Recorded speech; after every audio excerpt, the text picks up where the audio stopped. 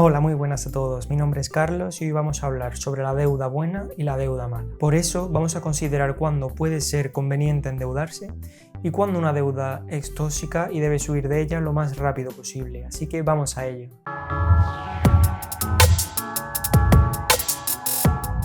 Para poder definir qué deuda es buena y qué deuda es mala, tenemos que tener en cuenta dos puntos clave. En primer lugar, tenemos que tener en cuenta qué intereses nos van a cobrar por dicha deuda. Y en segundo lugar, debemos considerar para qué destinamos esa deuda. Ahora bien, teniendo en cuenta estas dos cosas, ¿qué es una deuda buena? Pues generalmente, si utilizamos una deuda para comprar un activo que vaya a poner dinero en nuestro bolsillo, normalmente se le puede considerar como una deuda buena. Pero para que tenga sentido endeudarse, esos activos que hemos adquirido, en los que hemos invertido, deben estar generándonos una rentabilidad superior a los intereses que nos están cobrando por la deuda. Por eso hay que vigilar muy de cerca toda deuda que supere ese 5 o 6% de intereses. Y por otro lado, una deuda mala es toda aquella deuda que utilicemos en general para consumir, para gastar, diferenciando por supuesto un gasto de una inversión.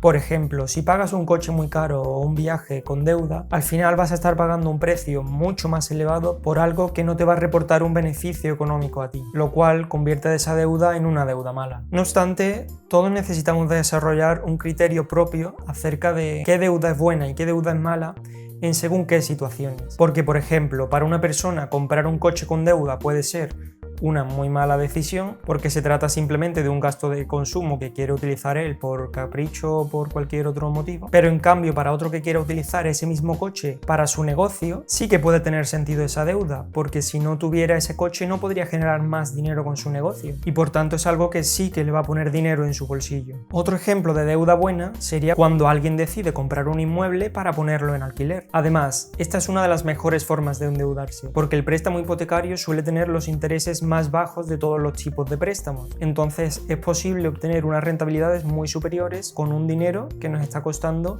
muy barato. Eso sí, siempre hay que tener muy controlado el ratio de endeudamiento al que nos exponemos, porque si nos sobreendeudamos podemos acabar con serios problemas si cualquier cosa nos sale mal, como por ejemplo que perdamos un ingreso con el que contábamos para pagar la deuda. Ahora bien, ¿qué beneficios tiene la deuda buena y qué perjuicios la deuda mala? Pues vamos a verlo. La deuda buena tiene ese nombre porque puede hacer crecer tu patrimonio de una manera mucho más rápida que si no la utilizaras. ¿Quieres saber cómo? Pues te voy a contar la historia de Joaquín, cuando estaba pensando si comprar un piso para alquilar con deuda o sin deuda. Joaquín tenía 30 años y había conseguido a lo largo de su vida 100.000 euros. Como no sabía qué hacer con su dinero, empezó a interesarse por el mundo de las inversiones y estudió todo lo que pudo acerca del mercado inmobiliario. Cuando ya se había formado lo suficiente, encontró una oportunidad de inversión de una vivienda a la que iba a poder sacarle un 12% de rentabilidad bruta anual alquilándola a unos inquilinos. El precio total de la compra eran 100.000 euros y como tenía ese dinero en el banco, no sabía si era mejor pagar al contado o firmar una hipoteca. Un banco le ofreció una hipoteca con un interés del 2% anual, así que se paró unos días a pensarlo y estudió bien sus posibilidades. Si pagaba al contado, se iba a descapitalizar y tardaría años en volver a reunir el mismo capital. Además, mientras ahorraba, no podría invertir en nada más, y si le surgía alguna emergencia tampoco podría hacerle frente. Por el contrario, si pedía 70.000 euros al banco, iba a estar consiguiendo una rentabilidad del 12% bruto, y el banco solo le cobraría un 2% por su dinero, así que finalmente se decidió por esta opción y únicamente aportó 30.000 euros de su bolsillo. Lo mejor de todo es que a los pocos meses encontró otra oportunidad inmobiliaria, muy similar a la anterior, y como aún le quedaba capital disponible, pudo volver a repetir el proceso, pero esta vez él aportó 50.000 euros para ir un poco más seguro y no sobreendeudarse, y ahora tenía dos inmuebles generándole el doble de dinero que si solo hubiera podido comprar uno. Además, aún le quedaban 20.000 euros disponibles en el banco.